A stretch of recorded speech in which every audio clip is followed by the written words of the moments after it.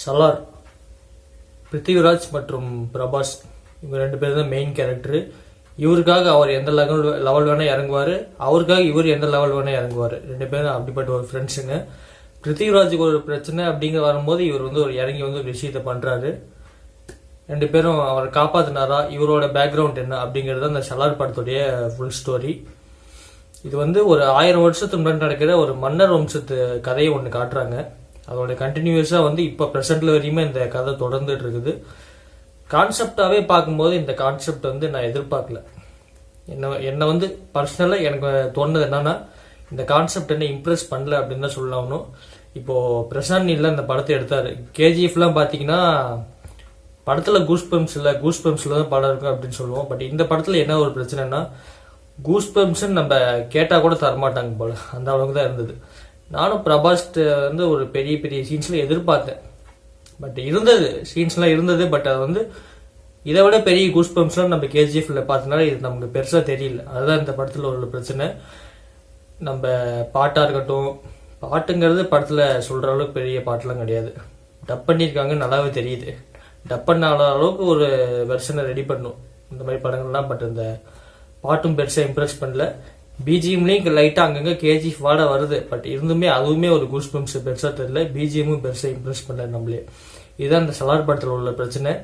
Concept வைஸா சொல்லும்போது இந்த concept எத்தனை பேருக்கு பிடிக்கும் அப்படிங்கிறது தெரியல. ஸ்கிரீன் பிளேலயுமே ஒழுங்கா ஸ்கிரீன் பிளே பண்ணிருக்கலாமோ அப்படிங்கிற ஒரு விஷயம் தோணுது படம் பார்த்து முடிச்சதுக்கு அப்புறமா. படம் பாக்குறப்பயுமே கூட பிரசாந்த் நீல் ஏன் இப்படிப்பட்ட ஒரு கான்செப்ட் அவர் பண்ணுவாரா, நிஜமே இது அவரு தான் பண்ணாரா அப்படிங்கிற ஒரு டவுட் கூட வருது. படம் பார்க்கறதுக்கு முன்னாடி நிறைய எதிர்பார்த்து போயிருப்போம்.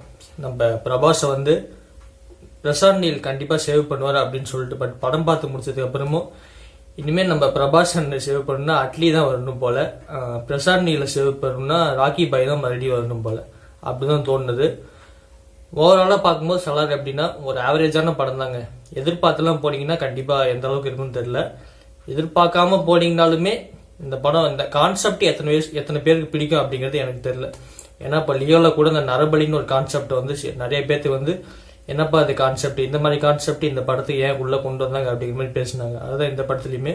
பட் இது மையக்கருவா இருந்துமே இது பெருசா இம்ப்ரெஸ் பண்ணல.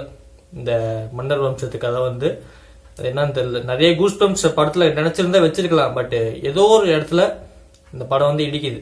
அதனால இந்த படத்தை டோட்டலா கொலாப்ஸ் ஆன படம் மாதிரி தான் வந்திருக்கு.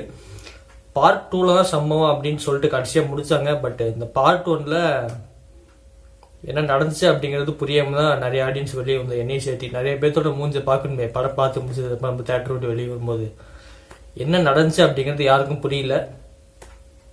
என்னுடைய மார்க் அப்படிங்கிறது பாத்தீங்கன்னா கண்டிப்பா ஒரு 100க்கு ஒரு 55 மார்க்ஸ் தரலாம். ஒரு டைம் தியேட்டர்ல போய் பார்க்கலாமா அப்படிங்கிறது எனக்கு தெரியல.